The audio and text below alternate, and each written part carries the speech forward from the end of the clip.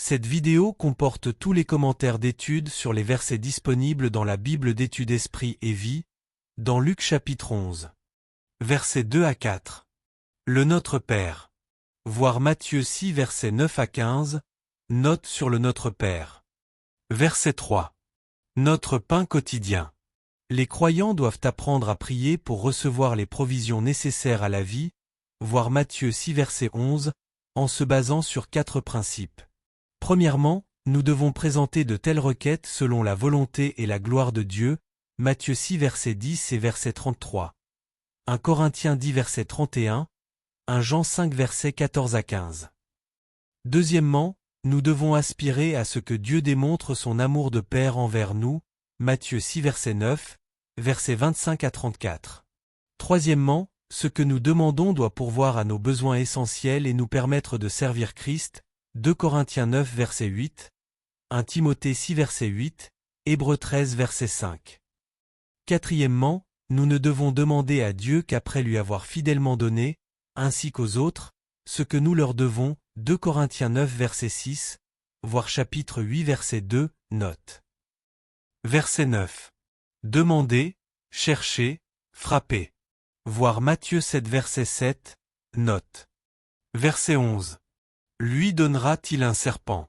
Voir Matthieu 7 verset 11, note sur la sollicitude de Dieu envers ses enfants. Verset 13. Donnera-t-il le Saint-Esprit à ceux qui le lui demandent?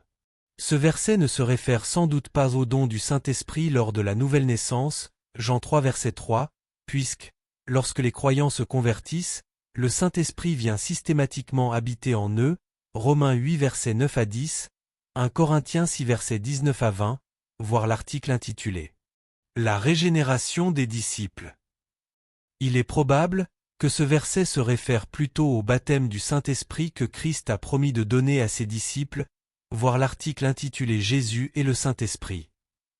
Verset 20. Les démons, le royaume de Dieu. Ce passage révèle 3 choses. Premièrement, la réussite du royaume de Dieu sur terre est proportionnelle à la destruction de l'œuvre du diable et à la délivrance des pécheurs de l'esclavage du péché et des puissances démoniaques.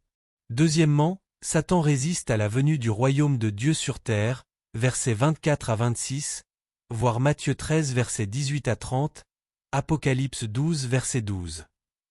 Troisièmement, Jésus manifeste la puissance et l'autorité de Dieu en chassant les démons, en triomphant de Satan et en pillant ses biens, versets 20 à 22.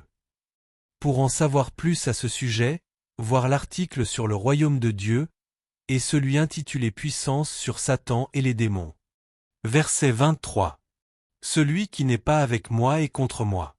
Il est impossible de rester neutre dans le conflit spirituel qui oppose le royaume de Dieu à la puissance du mal. Premièrement, ceux qui ne s'opposent pas à Satan et au mal aux côtés de Christ sont, en fait, contre lui.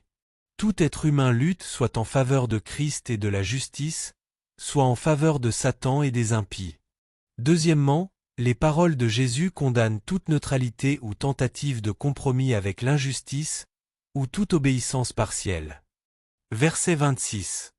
Cet autres esprits s'y établissent. Le point principal de ce passage apparaît clairement dans le texte parallèle de Matthieu 12 versets 43 à 45, voire note, qui parle de la maison qui est restée inoccupée. Premièrement, lors de la conversion et du salut, Jean 3 verset 3, les croyants ne doivent pas être seulement délivrés du péché. Ils doivent également s'engager dans une obéissance radicale, dans la prière, dans la pratique de la justice et dans la parole.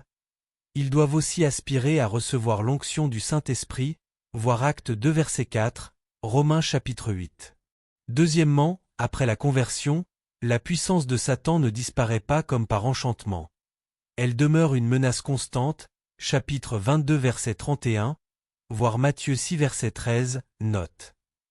Le seul moyen d'être en sécurité, par rapport au péché et à Satan, c'est de s'engager complètement envers Christ et d'utiliser tous les moyens que la grâce met à notre disposition par Christ, voir Éphésiens 6 verset 11, note.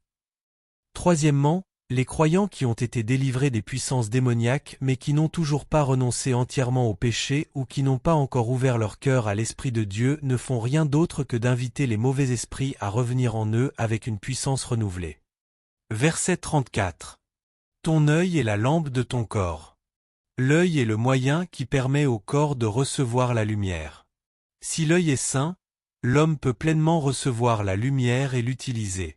Si l'œil est défectueux, les ténèbres l'emporteront et l'homme ne pourra pas voir afin de marcher et travailler comme il convient. Premièrement, de même, lorsque les yeux spirituels de l'homme, c'est-à-dire son attitude, ses motivations et ses désirs, sont dirigés vers la volonté de Dieu, la lumière de sa parole entre dans son cœur, y produit des bénédictions, du fruit, et y apporte le salut, Galates 5 versets 22 à 23. Mais si les désirs de cet homme ne sont pas centrés sur les choses de Dieu, la révélation et la vérité de Dieu n'auront aucun effet. Deuxièmement, nous devons examiner notre vie pour nous assurer que nos yeux spirituels sont dans un état tel que l'Évangile peut vraiment nous sanctifier et renouveler notre vie intérieure. Répondons-nous à l'enseignement et à la lecture de l'Écriture avec un esprit qui aime Dieu, Christ et la parole de plus en plus, ou bien, en dépit de tous les messages de l'Évangile et de l'enseignement biblique que nous avons reçus, notre âme reste-t-elle comme morte et sommes-nous esclaves du péché? Si tel est le cas, nos yeux spirituels sont encore en mauvais état et nos corps sont toujours plongés dans les ténèbres. Nous devons alors confesser nos péchés, nous repentir et nous éloigner de tout compromis qui pourrait nous conduire dans les ténèbres. Verset 42. Malheur à vous. Voir Matthieu 23 verset 13, note sur la dénonciation par Christ des péchés des pharisiens.